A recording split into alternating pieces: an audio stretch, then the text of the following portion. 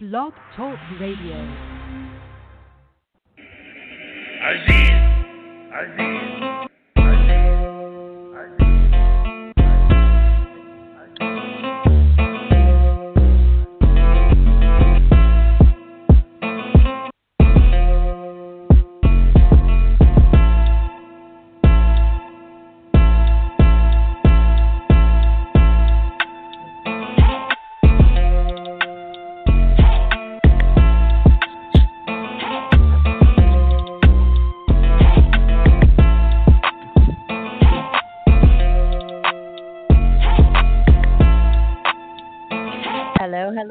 Hello. Welcome to Black by God Live. I was just jamming out to our intro music.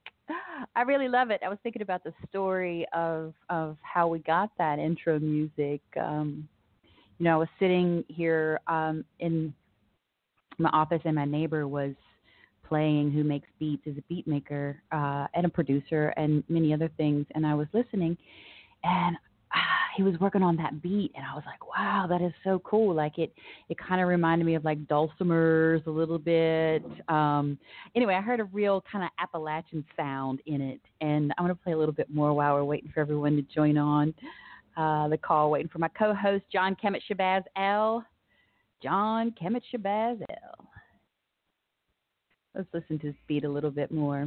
Anyway, I was very Aziz was very gracious in lending this beat to our little local West Virginia podcast.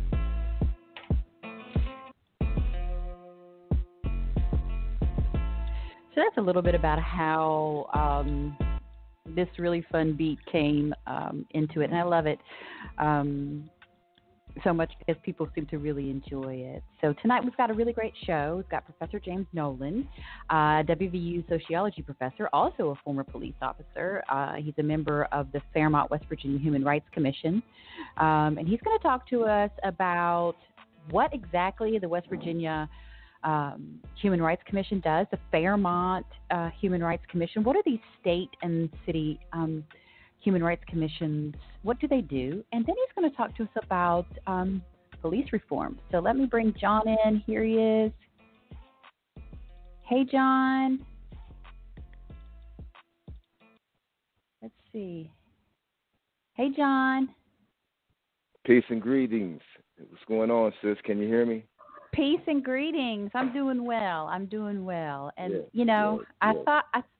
I thought rather than sitting there by myself, I'd go ahead and start talking and share who our guest is tonight. And so I've read his bio, and then I was just playing a little bit of our theme music and enjoying that. So how are you? I'm fine, and we're starting off the year good with a positive attitude. We're in the age of Aquarius, and those who know. And so, I'm looking forward to interviewing Mr. Jim Nolan tonight.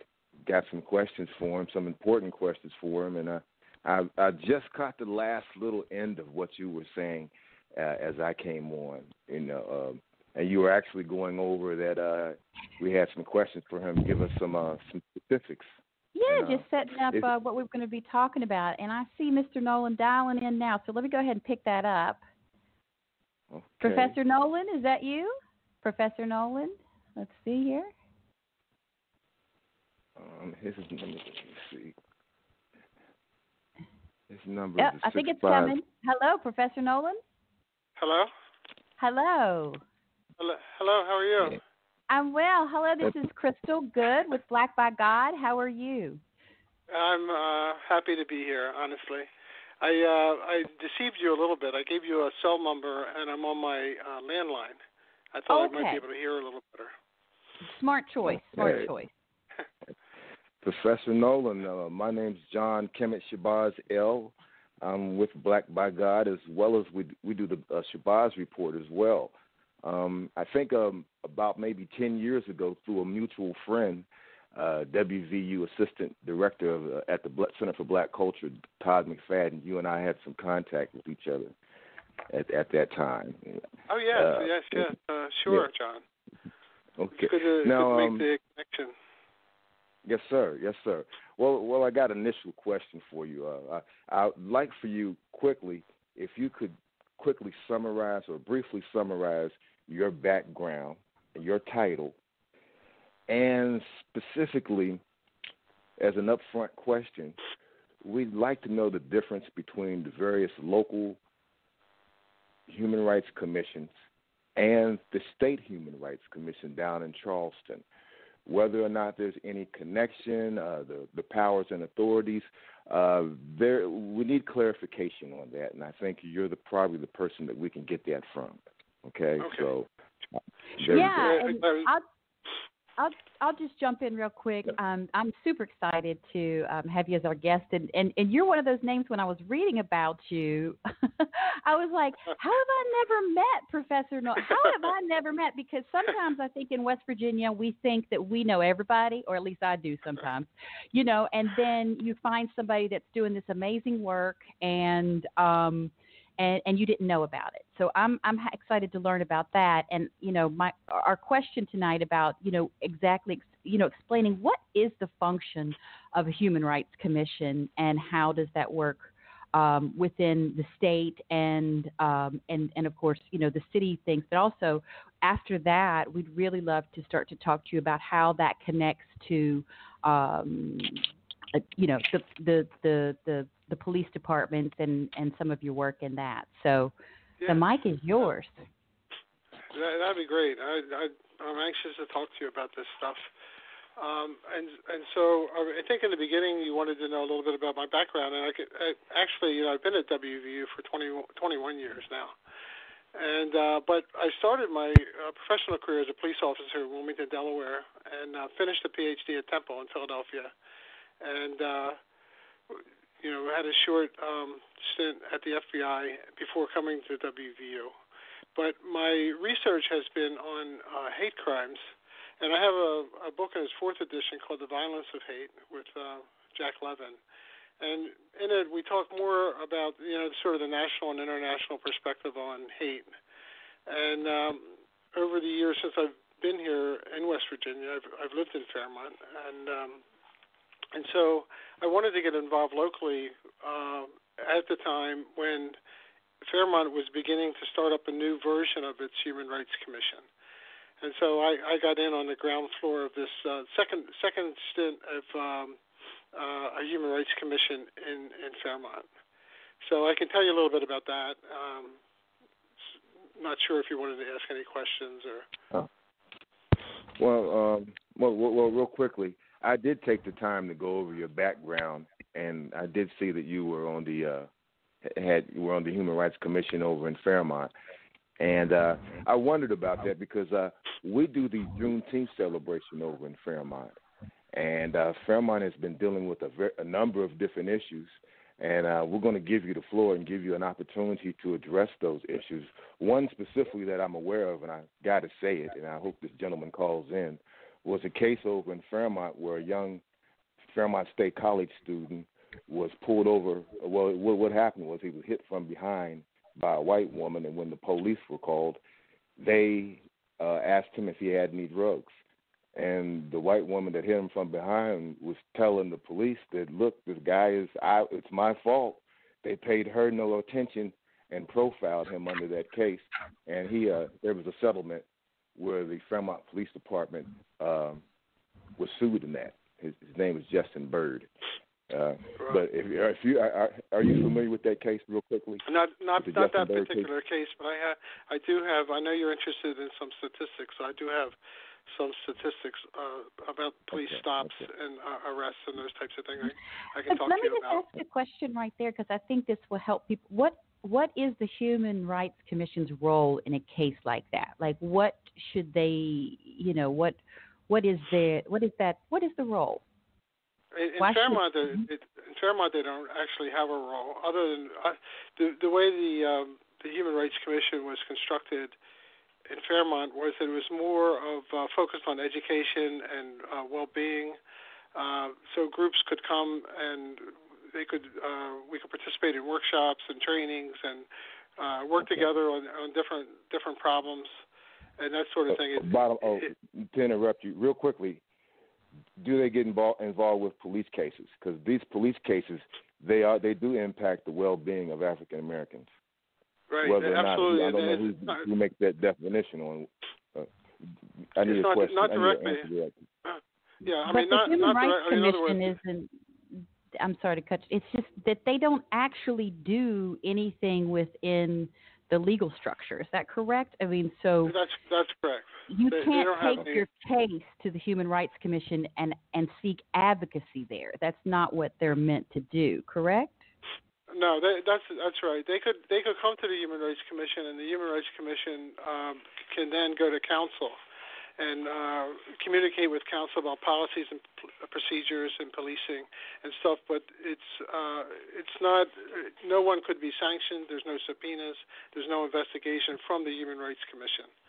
That's not how it's constructed in the ordinance in Fairmont. Okay. Other places perhaps are more like that, where they can hold hearings and those sort of things. But this was a group of volunteers who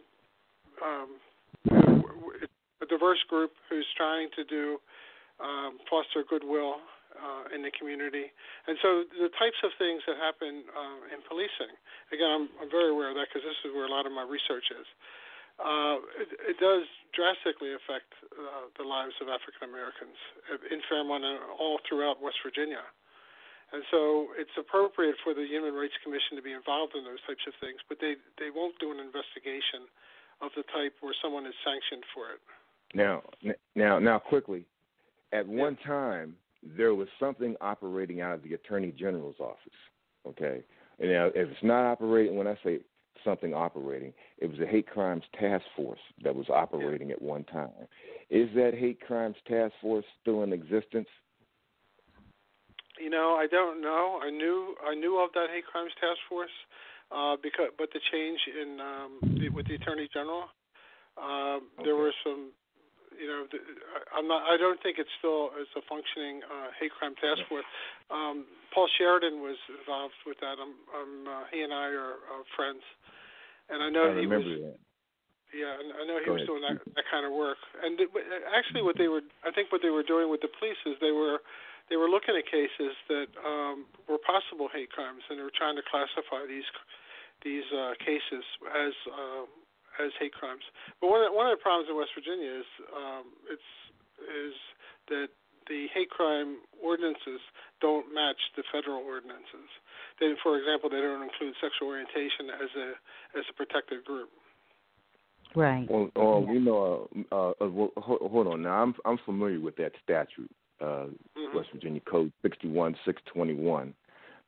We used that statute in the Megan Williams hate crimes case, which I found out by working on that case that statute was originally put forth as a result of the Arthur Warren incident over in Grantown, West Virginia, in Marion County, where on I think it was July 4th, he went out with some locals and they killed him and hit him with a car and drug him. He was a black male homosexual. They had drugs with him and all that kind of stuff.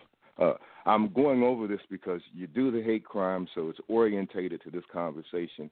So we do have something in common because I have some hate crimes background as well. Well, most black people do. It depends on how you process it, okay? Because, you know, most of us are here as a result of colonial domination, okay?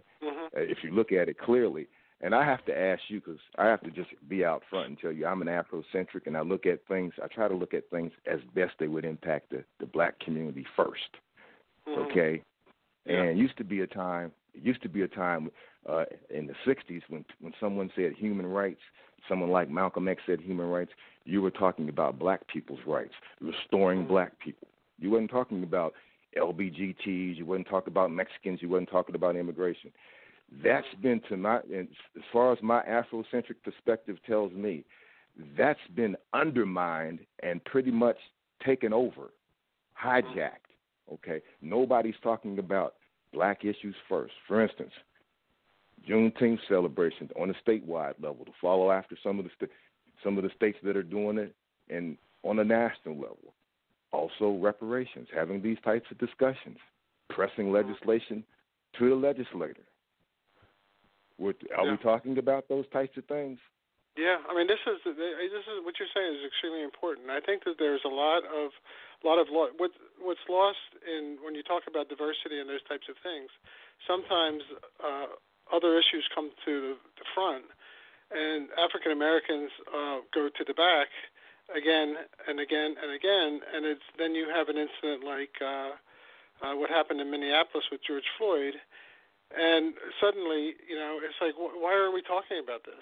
And what the Human Rights Commission in Fairmont has done is they've teamed up with the communities of Shalom and other participants and purchased Ibram Kendi's book, How to Be an Anti-Racist, 25 copies, and they've given them to the police chief and city manager and city council.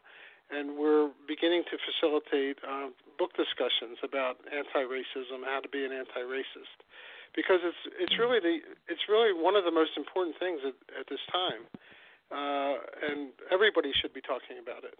So I'm on the same page. I just wanted to add there too that a friend of mine, Jeff James, wrote a book called Giving Up Whiteness, and he's a West Virginian. And I think if you get a chance, I'll send you a link to it, Professor Nolan, but I think that this book is so powerful and important for West Virginia because it is from the perspective of a West Virginian, a white male Christian, who goes on this journey to give up whiteness. And I think that for me, this is where the conversation, it gets very I don't even know if until 2020 I've even heard it, a conversation around whiteness and, really trying to educate folks about how this identity came to be. So anyway, I just wanted to pass that along that Giving Up Whiteness by Jeff James is a really interesting read.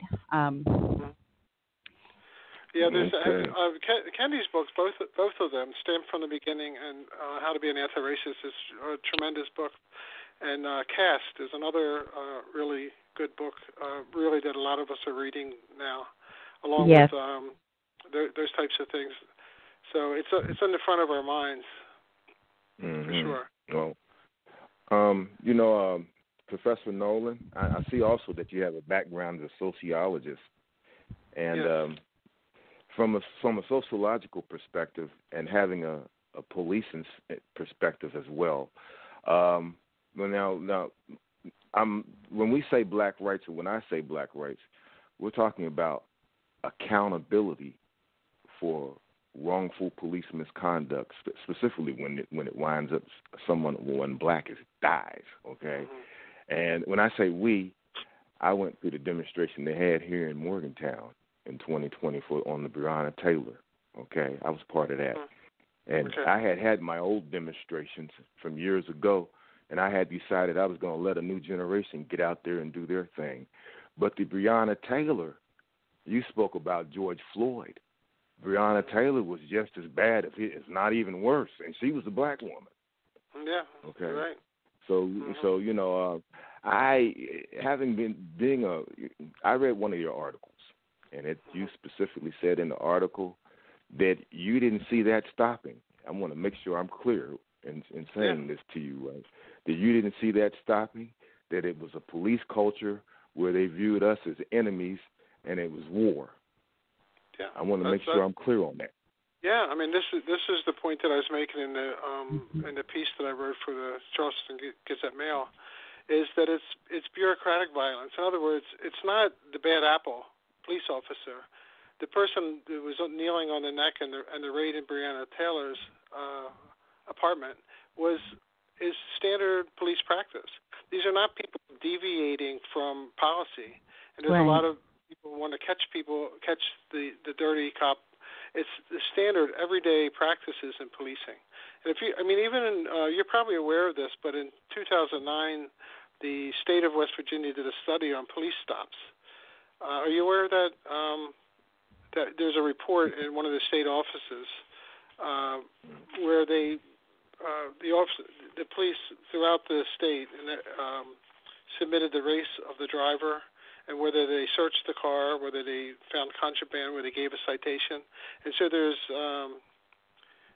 racial disparities in stops and arrests. And if you're not familiar with this, I can direct you to it later, but I just wanted to tell you some of them. Like, for example, black and African Americans are 64% statewide, or 64% more likely to be stopped than white drivers. They're 2.28 times more likely to be searched. They're more likely to be given tickets, and they're less likely to find contraband. And the same thing with Hispanic drivers. And this report, it goes... Yes, I remember this report. Go ahead. Not too many people talk about it, and for years I bring it up.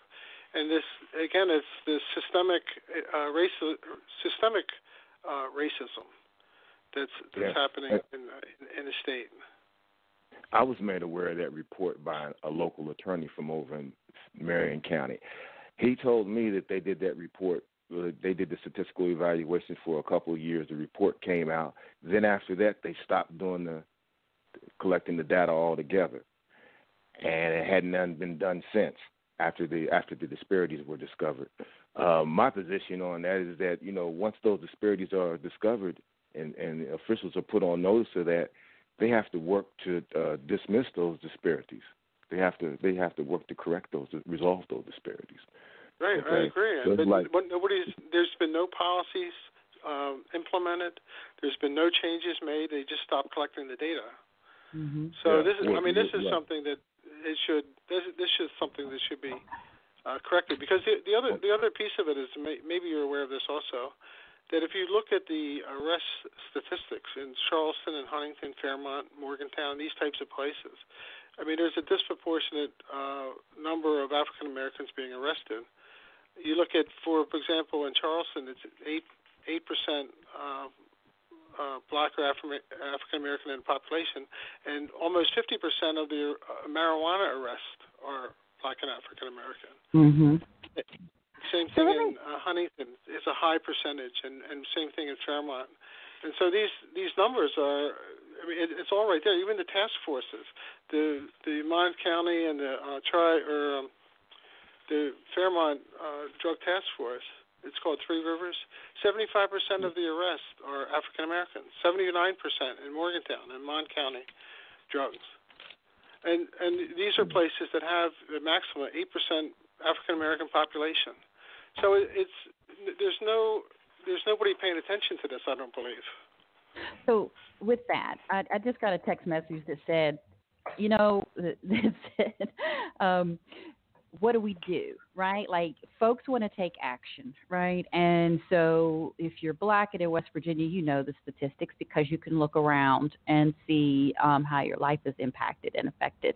And so I know that those statistics come as a shock, perhaps to people when they're first, introduced to them, like, how could this be? But what can happen this legislative session? What policy needs to change, or what actions do people need to take? Do they need to call their Human Rights Commission? Does that help?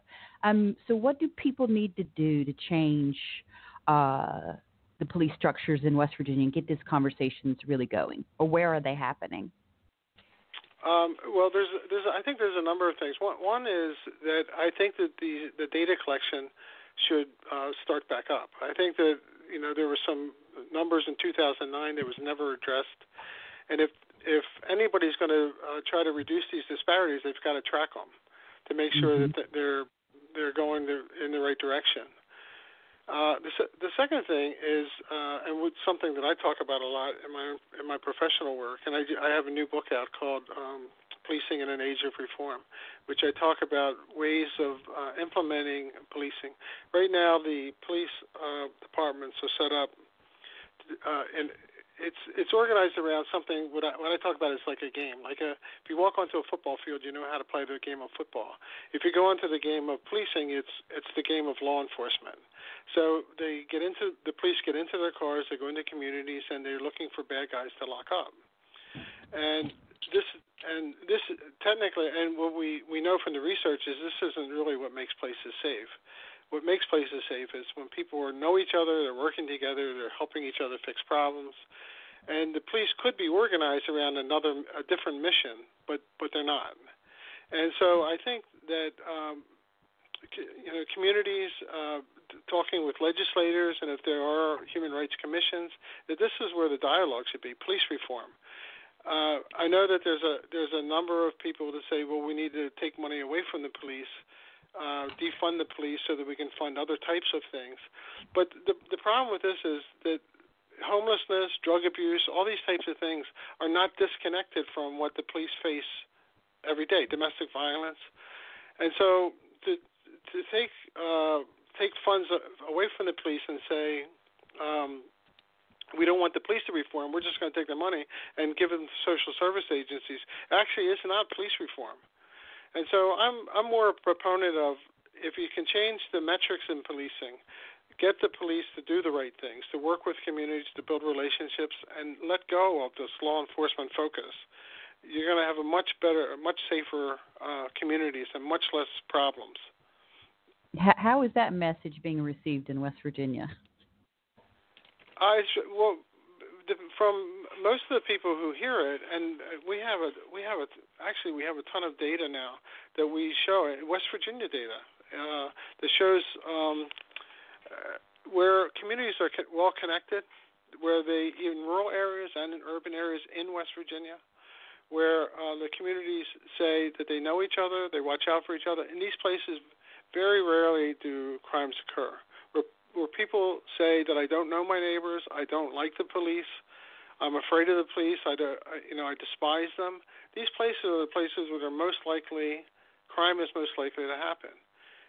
And so many times, a lot of these strategies in policing that launch these jump-out squads and attacks on communities and stepped-up arrests and stop and frisk and those types of things, these are the things that actually are counterproductive. They actually make places less safe.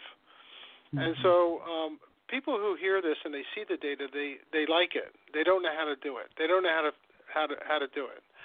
And I've been in touch with the mayor and the police chief in Huntington, and they're interested in a project like this. And there are other places that might be interested in this also. And if we could do it in a couple places, I think more places would come on board. Mm-hmm. Shout out to Huntington. I love Mayor Steve. So you could be honestly, if we could do it, we could start tomorrow. And it's a matter, and we don't do it. We do it with people. So in other words, it's an action research approach. Is if we go into a community and they're co-researchers, they're collecting data with us. They're asking the questions, and we're helping. And the process itself is part of the solution. We collect data, we try to fix things, we make things better, we build relationships, and we make the place safer together. And we don't focus on how many lockups do we get, how many warm bodies did we bring in. That's not even on the table anymore, because we're measuring something different. We're measuring community safety and community trust. Professor Nolan, I have a question for you. Have you been the recipient of any non-racist training, undoing racism training, ever in your history? I've had plenty of used to call it diversity training and sensitivity training and that kind of thing. Yeah. Recently, anti-racist training. Yeah, anti-racist. I've been doing it with groups again around a book club, anti-racist with Ibram Kendi's work. That's what I've been doing. Yeah, he was a speaker for the Greater Kanawha Valley Foundation. Did you get to hear him when he was speaking there? I did not, but I was on a panel for a different speaker. Oh, you know what? I did meet you there. Well, not that you knew I was there, but that's where I met you and was introduced to some of your comments. I'm going to I'm going to go through and do a quick search on my Twitter because you said some things then that were quite shocking, not to me, but I was so thankful that you just were so direct about, the need for police reform, and that West Virginia is in need of this. And so I guess my question is, and I sure do appreciate. I feel like we're kind of just grilling you here, but this is such important information. I have a lot of questions, about how this can be implemented and how bad or how good is West Virginia on this, because I don't really know if we're not getting the data. But where do you see West Virginia sort of on the spectrum of bad to good, if we can kind of call it that? I think West Virginia, that's a really good question, by the way, because it's not. Some people would look at a place even like Fairmont or Morgantown and say, look, they're doing a pretty good job, but they're typical in a sense that they're doing the job that the police do. The same problems that are going to happen in Ferguson or any other place could happen here, could happen in West Virginia because the way the work is organized, and so. When you look at, I had some data prepared. Okay, now I looked at the Fairmont police. Now I'm jumping around a little bit, but when we think about what the police are supposed to be doing to help and make us safe, you imagine that when people are murdered, these crimes are cleared with an arrest, or if somebody breaks into your house, that the police catch the person, or if they steal something from your car and they catch the person. But if you look, so the police are very busy responding to calls for service and that sort of thing, and they're organized, and there's a lot of activity around the things that they're doing, but they're not really clearing cases. In fact, in Fairmont, there were, in a 2-year period, 90 thefts from vehicles, and they never made one arrest. Burglaries are 11% of the burglaries in Fairmont over a 2-year period were solved, and this is very typical. So this isn't like bad or good. It's right in the middle of the road. That the police are organized in order to prevent crime and to solve crimes, and they really aren't doing either very well. Okay. Another question that comes to mind in terms of statistical information that I've been trying to get a hold of is the home ownership rates for African or for Black people in Marion County as well as in Mon County. And I've been having difficulty getting a hold of that. But is that the kind of work that the Fairmont Human Rights Commission would look at, kind of data that they would collect? Yeah, I mean when the commission first started, they did a survey, and I helped with the survey, and they asked those types of questions. And again, it wasn't we didn't have a sampling frame, so it was a snowball sample. So we asked people to take the link and send it around, and we had 500 or 600 respondents, but it wasn't a random sample. But we asked whether they owned their home or didn't own their home. So we didn't get that type of data from an official agency, but we were able to compute it ourselves, and that's the type of thing that we could do. In that capacity, I'm curious, when we first started talking, you mentioned that the Fairmont Human Rights Commission, there was 2 versions of them. So what was the remake of the Human Rights? How do you remake a Human Rights Commission? Yeah, so in 1978, they passed an ordinance here in Fairmont. Again, this is long before I got here. But so the ordinance was this committee of volunteers could conduct investigations, they could issue subpoenas, they could hear testimony and those types of things. But I think the weight of the work, the amount of work for nothing, it sort of dwindled away. There weren't people willing to continue to do this.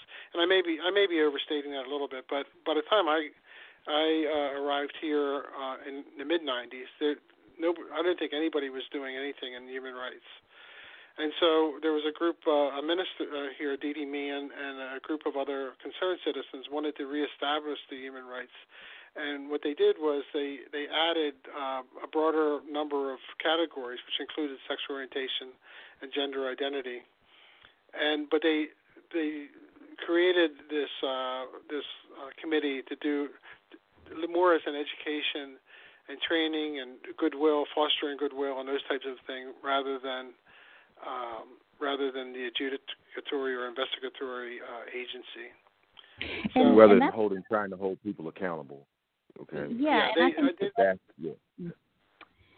that's the way research. They can hold them accountable. They can publicize it, and they can go to city council and say this is going on, and they can strategize and that type of thing. But they can't sanction anybody. There's no ability to sanction anybody. And that's all across. That's most city. And I think that that really gives a lot of clarity, because the 1978 Human Rights Commission is very different than today's in terms of, aggressively pursuing legal action. And that was one of the things I think that the state Human Rights Commission, please correct me, but I'm trying to learn here, and I appreciate your time. So the state's Human Rights Commission, it primarily deals with housing and employment. And so that also is not a place where citizens can take their concerns about police reform, right? That's not necessarily the space. So I'm very curious, where you see people should be congregating to address this issue. Because it sounds like, if a citizen could kind of lobby their Human Rights Commission, their local, to take this on as a priority, but that's still just asking an organization to make this a priority, or an entity to make this. Is this already happening? Who's already, organized around this? There's really no organization, unfortunately. This is because of not as my role as a human rights person, because that's sort of as a resident of Fairmont that I've joined the Human Rights Commission. But in my professional work in policing, there's a lot of people talking about police reform, but most reform is not. There's in my I usually think of it this way. There's four types of reform. One is I'm reforming, I'm reforming Morgantown because they're substandard as a department, but the mission and the strategies all stay the same. That's one way to think about reform, and a lot of reformers think that way. We have to make a law enforcement agency more professional, more accountable. Another type of reform is I accept the mission, the law and order mission, and now I'm going to use new technologies to retrofit into this old dependable law enforcement machine. That's the other. So a lot of activity goes into those types of reform, bringing agencies up to standard. They call it reform. Adding new technology, they call it reform. What I'm talking about is changing the mission of the police. That the mission is not a law enforcement mission. The mission is about community outcomes. How do I make places safer? And then how do I bring technology and strategies into that new game? And nobody's doing that. Nobody's really doing that. They're giving it lip service. They're basically saying it's community policing in most places is just public relations. It's not community building. But how do local chapters of Black Lives Matter and other organizations, the CARE Coalition, how are these organizations in the conversation? Well, they're not. I don't think they are here, but internationally, they're talking with the police. But it depends on the police agency. Newark, New Jersey, for example, embraces Black Lives Matter, and they march with them and that sort of thing. Camden, New Jersey, is the same way. I don't think it's the same thing here. I don't think that there's. It should be the police concern. If the tighter they embrace the mission of Black Lives Matter, the safer everyone will be. And I just don't understand, necessarily. I do understand because it's the nature of policing why this doesn't happen. But this is where the pressure from human rights commissions and shows like yours that really push people toward making changes in police department. If we do something in Huntington, that would be great. But I can almost assure you that police are not going to want to do it on their own.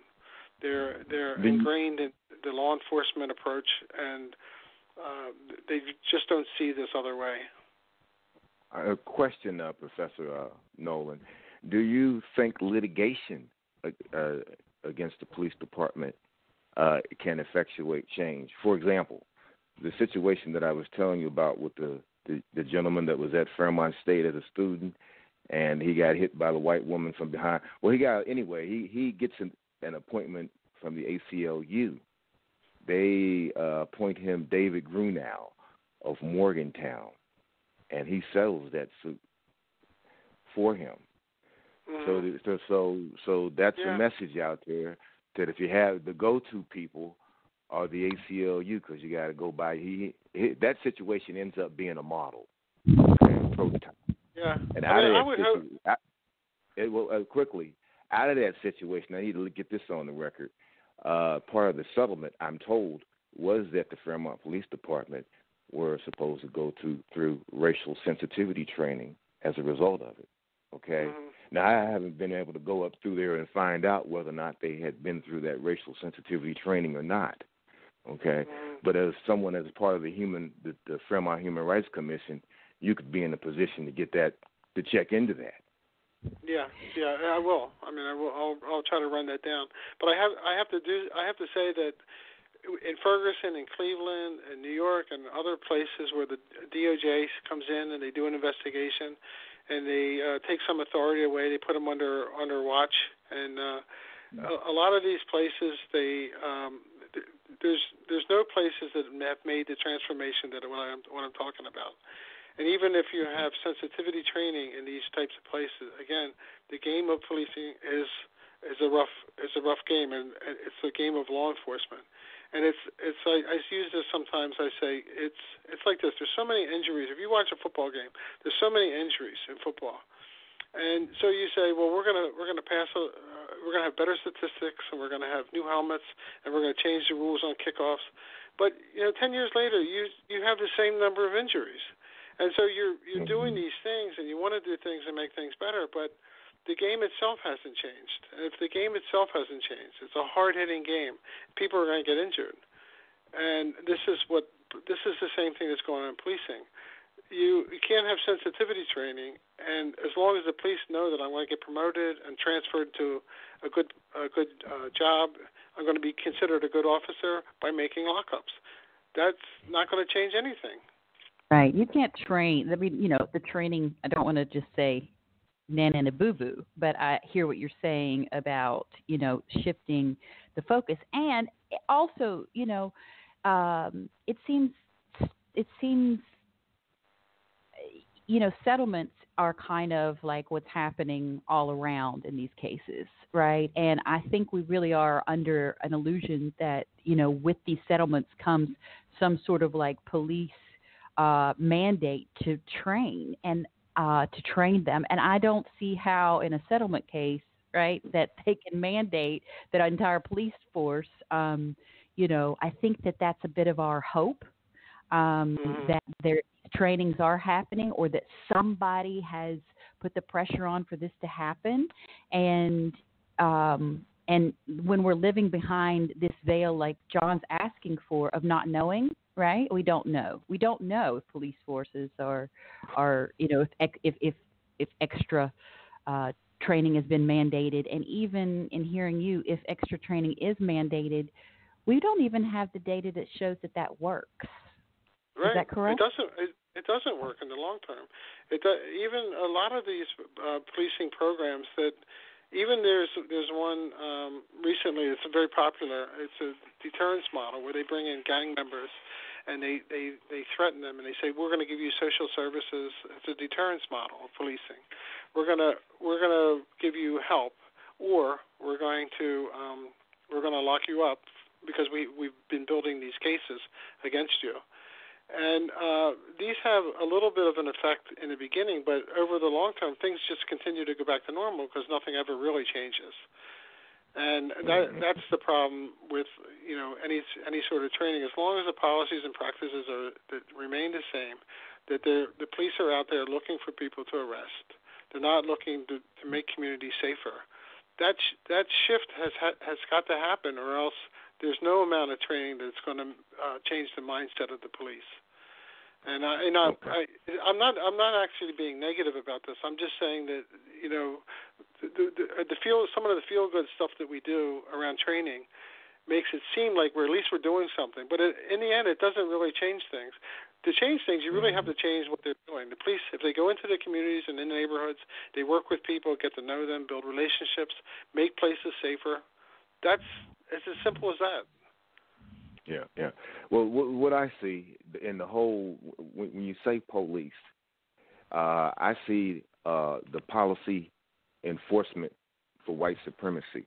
Now, if I say a peace officer, okay, like in the past, I've worked in some position as a security officer, protecting neighborhoods and so forth, and we really took on a position of bringing peace. Okay, being able to show respect to the citizens that live there. See, what you have with the police and the whole idea of policy is you have somebody, some fat dude in a smoke-filled room drawing up strategy or drawing up policy, and the police is the foot soldier, and they get into a mindset that they just got to go in and enforce this policy, and they're trained in such a way to don't give discretion to each situation. No, you were called and you got to execute. In some situations, you got the right to execute judgment, punishment, and everything right there on the spot, okay? Because they put in a position a lot of times. Imagine if you've seen a police officer out without a gun, or not without a gun or without a high-powered weapon, and sent them out to restore peace. He wasn't called a police officer. He was called a peace officer that comes to restore peace. Well, if the peace don't get restored, then you got somebody coming with a gun. I mean, kind of John, stuff. If peace doesn't get, the thing is, if the peace has to count. In other words, if the police officer wants to be good in the profession, they want to wear ribbons, they want to be recognized as a good officer, they have to shift the reward structure so that they get rewarded for creating a peaceful community, a safe community, a strong community. But most places don't do that. Most places the ribbons are all for heroics, for numbers of arrests, for investigations, for wiretaps, for lockups, conspiracy cases, all that kind of stuff. And that's why we had groups like the Black Panthers come along as a balance. Okay, let's be clear. Okay, they came along as a result of police misconduct. For instance, you know what I'm saying, as a balance to watch the police. And see, a lot of times when you talk about Black Panthers, there was a situation in Chicago where Fred Hampton was murdered. Okay, and it was looked upon the other way because he had been demonized as a Black Panther. So the police culture has a way of demonizing those people that it wants to go and kill. Yeah, right. But what I just want to add to that, the culture is the officers adopt, they internalize the rules of the game, the things that they're playing. And so when they say it's common sense for us to raid a house like we did Breonna Taylor, we do because somebody's going to flush drugs down the toilet or something like that. We have to do no-knock warrants. And even if you say there's no no-knock warrant, the police just go out of the car and they just run up to the house and whispering, "Search warrant, please." You know, so because they in their minds they want to stay safe and they want to be successful and that sort of thing. But that's not actually what makes places safe, and what they're actually endangering themselves because, as you say, groups like the Black Panthers become a counterbalance to this aggressive action in communities. Are they bound to the Constitution? The police officer is bound to the Constitution. Constitution says you got to have a warrant. You just can't do no. What are there legal exceptions to that? No, they have to have a warrant unless there's exigent circumstances where they chase somebody through the door or they think somebody's inside being murdered. You're in hot pursuit. Exigent circumstances according to law. Yeah, you're in hot pursuit. Okay. I had to ask those questions. You're an interesting conversation because you have the police background. How long were you a police officer? 13 years, and I was a patrol officer. I was a detective in the Drug Organized Crime Advice Unit, and I was a sergeant and a lieutenant. So I had in 13 years, I had a full range of experiences. Did you ever have to shoot anybody? Did you ever have to shoot anybody? No. I guess that makes a difference, right? Because you never had to discharge your weapon in a situation. No, but the nature of policing though is even if you don't shoot anybody, you're around shootings. I mean, my first week on the job, I handled 2 murders. So it was not that I was a secondary officer, but one was a robbery at a corner store. A group went in and shot a guy in the stomach, and the next one was a stabbing. It was a domestic stabbing. So all of that sort of thing sort of affects the way the police officer sees things. But what happened when I was in Wilmington a few years ago, there was a police officer standing on the corner, and a man, African-American man, walked by and they said something smart to each other, like, hey, screw you, or something like that. There was some sort of negative comments. And so a few minutes later, the same guy came down the street in a car and shot the police officer. Didn't kill him, but shot him.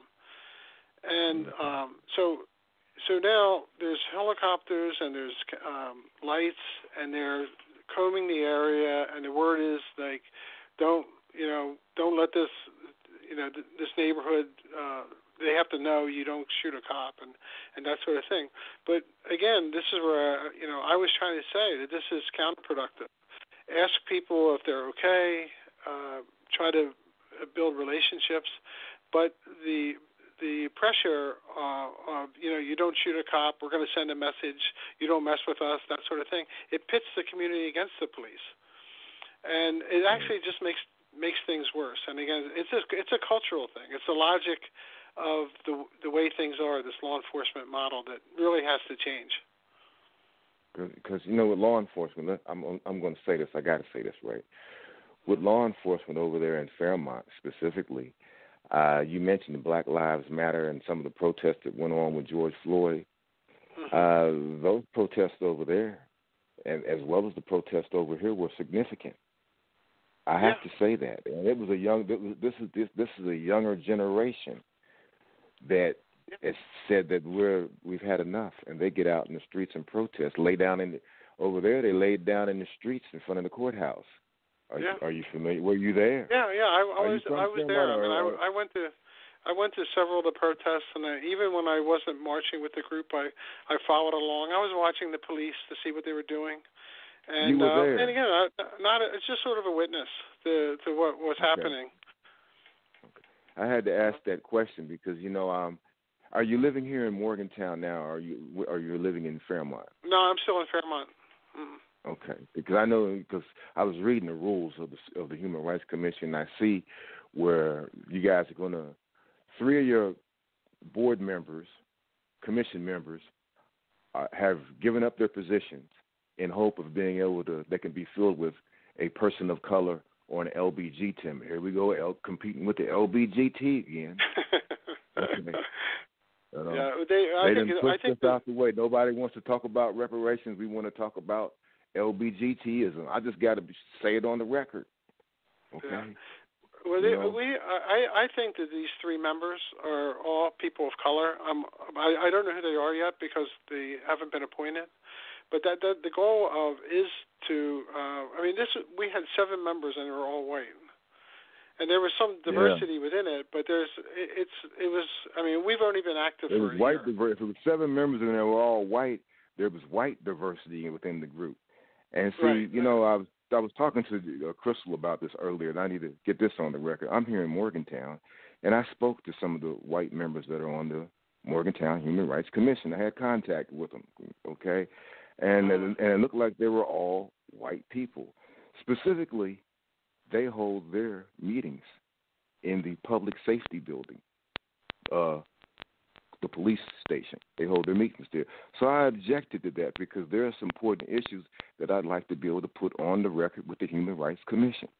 But the fact that they hold them up in the police station or the public safety building, to me, I just don't think that would be a place to be able to address human rights issues when, in fact, there might be a situation where the police might have beat up somebody. Somebody might have a complaint that they got beat up, got mistreated by the police. Might not be a police brutality case. They just might be a complaint. But they don't feel comfortable with the fact that they got to go see the Human Rights Commission up in the police station. Right. It's something to think about. Yeah, it's definitely. I mean, I think that's a really good point. And what the Fairmont before COVID, the Fairmont Human Rights Commission was traveling around to different places. So there's something that's good about that is it gets the commission out into the neighborhoods to in a safe place to respond and stuff. But the other side of it is then people never know where is it? Where's the meeting? We don't have a regular spot. So you have to have a good communication system to make sure people know where it is.